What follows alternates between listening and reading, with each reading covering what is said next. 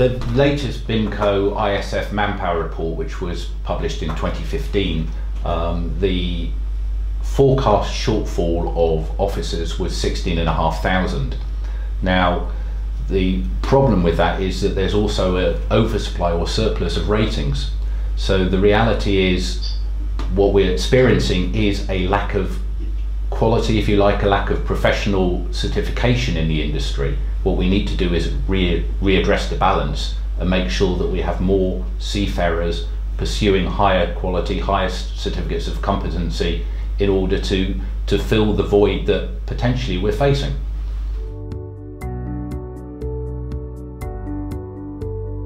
The financial downturn has impacted the industry. It has impacted the level of training that we have provided or see provided in the industry. Although here at BSM we have a very, very strong focus on training. But the reality is, when it comes to professionalism and it comes down to quality of seafarers, we have seen a drop in quality because the level of training that was provided prior to the financial crisis was, I believe, at a greater level than since. Now, the reality is, one of the first things that companies, not just within the marine industry, but companies in any industry tend to cut in times of crisis is training. In general, the negotiated agreements with the seafarers unions have provided an incremental pay increase, particularly for the ratings through those agreements. And officer rates have increased, or wages have increased as well, due to demand. The reality is, if we want good people, we want qualified, well-trained people who are professionals, we need to pay the market rate to attract them and to retain them.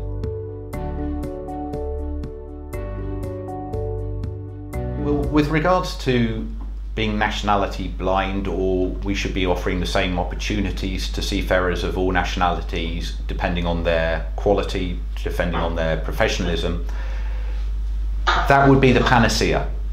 The panacea of having the highest quality no matter what nationality on board our ships. But we do need to take into account other restrictions on that in the real world. The real world does dictate that certain flag states require specific nationalities on board their vessels. There's also the reality that we need to consider the social makeup on board and make sure that the nationalities that we have working together are of the right mix and of the right social understanding, if you like, to be able to work together.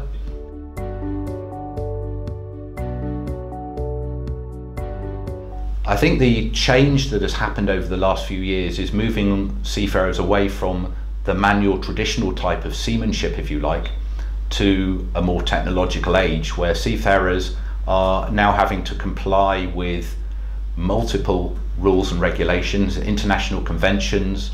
These guys are now having to deal with very complex IT systems. They're, of course, responding to emails. They're in 24-hour communication, whereas 20, 30 years ago, we were still in the days of telex. The reality is, yes, seafarers are working very, very hard, and it's our duty as an employer to make sure that we support them in the systems and the procedures that we place on board our vessels to ensure that they're not over-swamped in modern day procedure, convention and paperwork.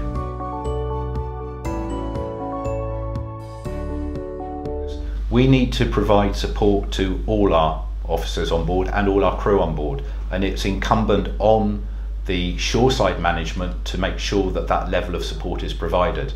The officers on board and the crew on board are working in a pressurized environment. They're dealing with multiple systems. They need to be able to depend on the support and advice and guidance of their colleagues ashore to make sure that they are operating the vessels to the highest level of efficiency and safety. We need to have a 24-hour support line, if you like, for our vessels.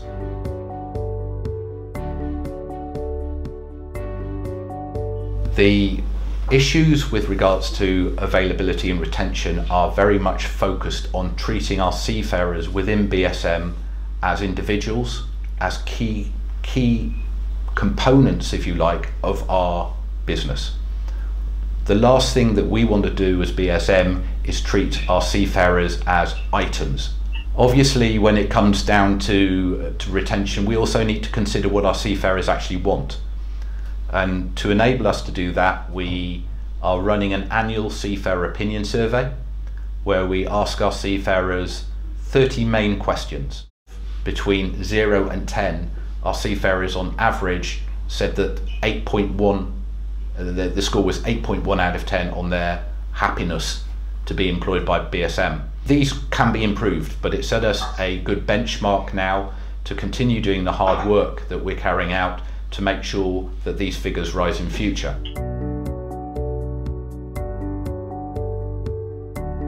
Well, basically we're focusing more on the learner as opposed to what the company feels that the learner needs. We've invested obviously lots of money in simulators, not just bridge and engine simulators, but also cargo simulators.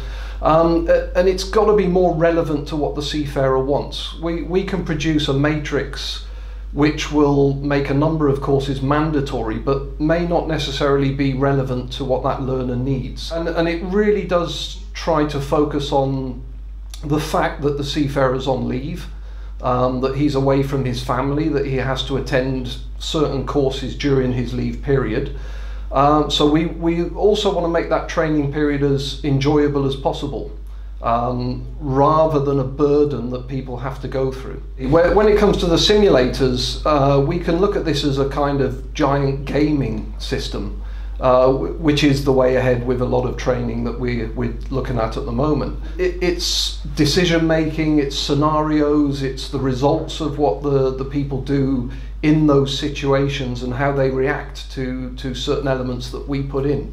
But at the end of it, we want the result to be that the officer or the seafarer walks away having enjoyed a training session.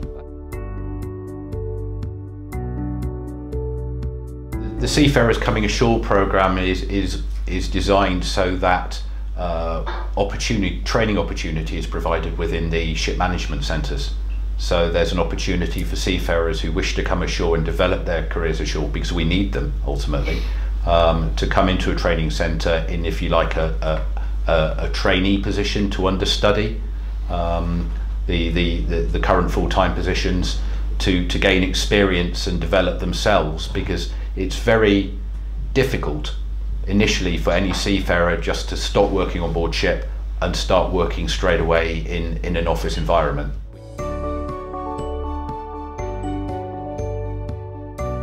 Project Pilot is a system that we have taken from the airline industry, hence the title Pilot. So the Project Pilot breaks down all our procedures, our operating procedures, into clearly defined statements of fact and operation, which has reduced our manuals by huge numbers of pages. And the project is continuing and will continue for some time. The initial focus was on operating manuals on board ship, but it's got to be borne in mind that the operating manuals that are used in board ship are also directly relevant to our operations departments ashore as well.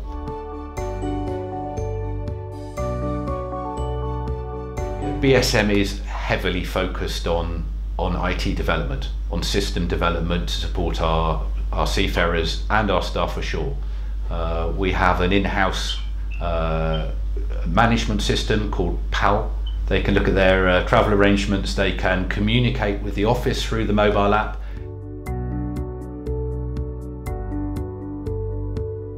The job of a seafarer has always been challenging, and it always will be challenging. The next generation of seafarer is going to be a completely different type of individual than generations from the past.